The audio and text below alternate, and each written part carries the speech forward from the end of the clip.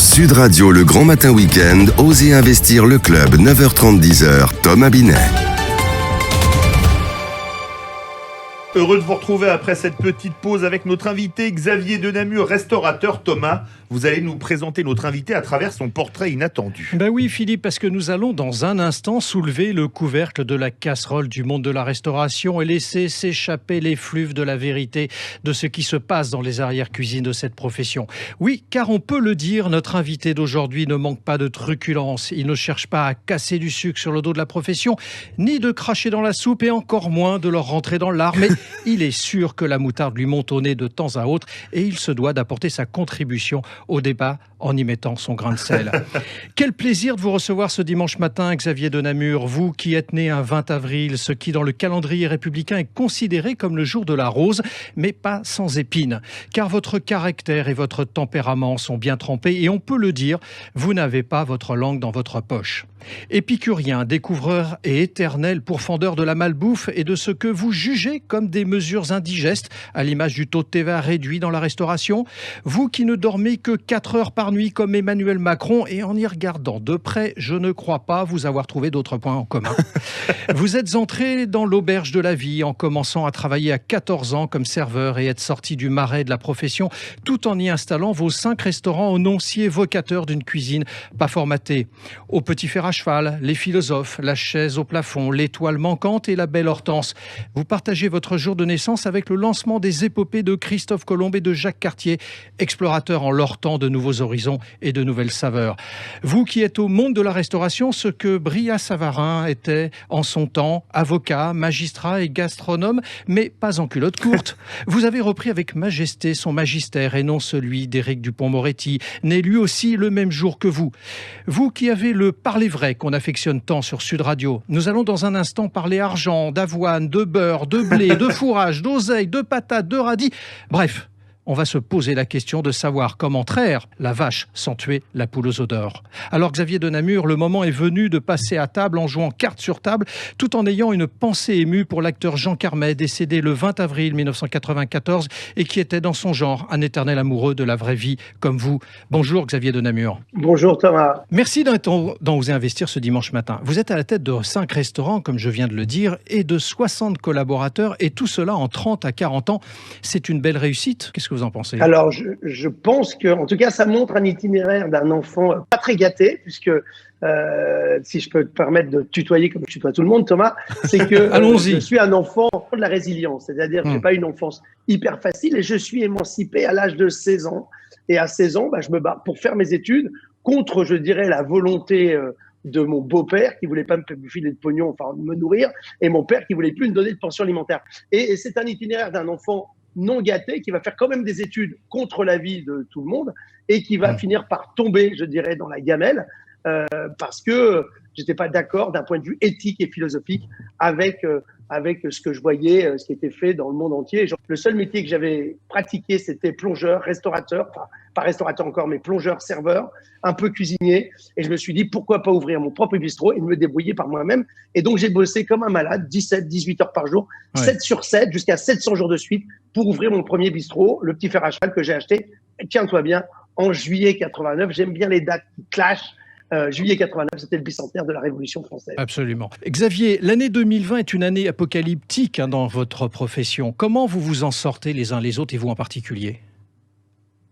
Alors, comme tu sais, moi, j'ai des affaires depuis très longtemps, donc je vais réussir à survivre à cette épreuve, mais beaucoup de mes confrères que je défends et que j'essaie de trouver des solutions, de faire des propositions au gouvernement pour mieux les accompagner et mieux les défendre, ça va être très, très dur. Alors, c'est vrai que je serai sûrement, obligé de restructurer mes entreprises, je serai sûrement obligé de vendre une partie de mon patrimoine pour survivre, parce que même si le gouvernement a mis en place dernièrement d'ailleurs un fonds de soutien amélioré pour que mes entreprises qui ont plus de 50 salariés, qui n'y touchaient à rien, qui ne touchaient aucune aide jusqu'à maintenant, à part pour les salariés et le chômage partiel, bien sûr, mais ils n'avaient aucune aide. Aujourd'hui, on en a une, mais malgré tout, cela va coûter cher. Xavier, tu as commencé par une formation de géographe. C'est fabuleux de finir avec des restaurants comme ça. Comment ça s'est fait ? C'est un accident de la vie ou c'est le génie de l'autodidacte ? Ouais, c'est-à-dire que ce qu'il faut savoir, c'est que quand tu fais des études, moi, tu vois, j'ai commencé, j'étais au bac, quand j'ai passé mon bac, j'ai passé un bac littéraire. Je me suis retrouvé en lettres supérieures pour passer, je voulais faire de la philosophie. Il y avait un mec qui s'appelait l'écrivain au lycée Balzac et j'avais été là-bas pour le faire. Et puis finalement, j'étais dégoûté par mon prof de philo. Donc moi, qui s'appelait Vezin, d'ailleurs, qui avait traduit L'être et le temps, Zeit und Zeit de Heidegger. Donc j'étais dégoûté par ce mec-là. Et du coup, je me suis retrouvé dans un truc que je savais, qui m'était un peu inné pour moi, c'était la géographie. C'est pour ça que j'ai fait de la géo, parce que on touche un peu à tout. De la géographie politique, comme de la géographie agraire, la géologie, la climatologie. Bref, je trouvais je me sentais bien dans ce domaine et donc du coup, je suis parti en Asie du Sud-Est pendant 6 mois pour faire ma maîtrise et je pensais continuer là-dedans et puis finalement, ça s'est mal passé avec les gens qui bossaient pour les grandes organisations internationales. Je me suis aperçu que ça servait à rien et que pour être libre, fallait dépendre de personne et pourquoi pas être restaurateur pour pouvoir appliquer dans un microcosme que je voulais faire au niveau macro, d'un point de vue social, environnemental, économique, fiscal. Bref, donc je me suis appliqué à moi-même ce que je pensais qu'on pourrait faire d'un point de vue beaucoup plus grand. Xavier, vous êtes dans Oser Investir, ça ne vous a pas échappé. Est-ce que c'est un bon investissement d'ouvrir un restaurant ? Et puis, une question très pratique, moi que je me pose, il faut beaucoup d'argent pour ouvrir un restaurant ? Alors, c'est pas une bonne, pour l'instant, c'est pas un bon investissement pour l'instant. Moi, j'ai dit, pour l'instant, il vaut mieux patienter. Il va falloir plutôt attendre, je dirais, la rentrée de septembre pour savoir exactement. Alors, il y en a qui vont dire, oui, c'est bien d'acheter des gens qui crèvent, mais moi, je pense que c'est mieux d'attendre que le marché se remette un peu d'équerre pour acheter et ouvrir une affaire. Alors, au début, on va me dire, oui, dans les années 90, c'était pas du tout pareil, etc.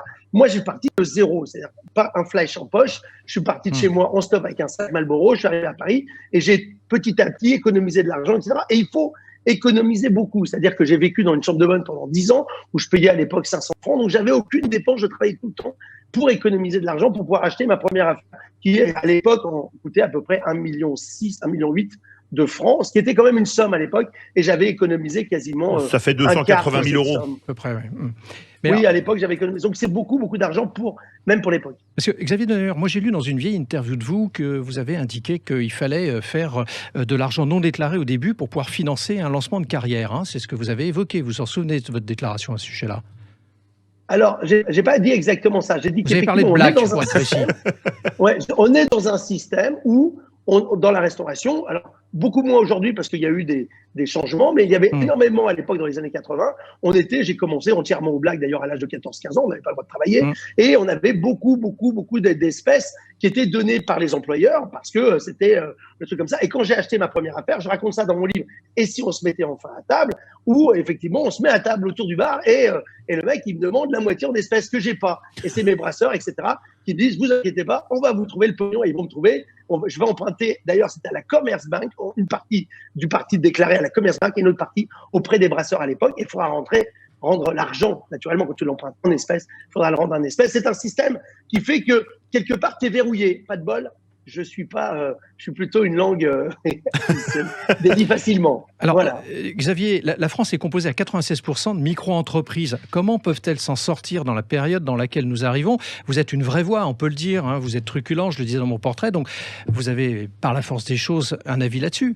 Alors, le truc, c'est que la Startup Nation, hein, donc on nous dit tout le temps qu'il faut s'adapter, que le monde de demain, c'est génial et tout. Alors, c'est vrai et pas vrai. C'est-à-dire qu'il y a peut-être des opportunités pour certains, mais pour certains, moi-même, je suis dans le monde d'avant, si tu veux. Moi, je fais du service à table. Je sais pas, moi, faire des trucs sur Internet, servir des plats avec Uber Eats et tout ça, demander à des mecs, à des esclaves en vélo de bosser pour moi. Ça, je sais pas faire. Ah, donc, les gens qui sont auto-entrepreneurs, qui ont des petites structures, etc., bon, c'est un peu la démerde, mais c'est très compliqué. Moi, je dis toujours, vaut mieux se mettre dans une vraie structure, monter sa propre boîte, monter sa propre SARL ou ERL, hein, donc, et d'essayer de développer son business dans n'importe quel domaine. Mais c'est vrai que ça demande énormément de temps, énormément d'efforts et un boulot monstrueux quand on part de zéro. C'est-à-dire qu'il faut savoir qu'il faut avoir une capacité, si le président a une capacité de bosser entre 15 et 18 heures par jour, et quand tu montes ta boîte, quand tu commences de zéro, il faut avoir cette capacité, c'est ça qui est dingue à dire. Et que tout le monde n'est pas toujours prêt. Alors,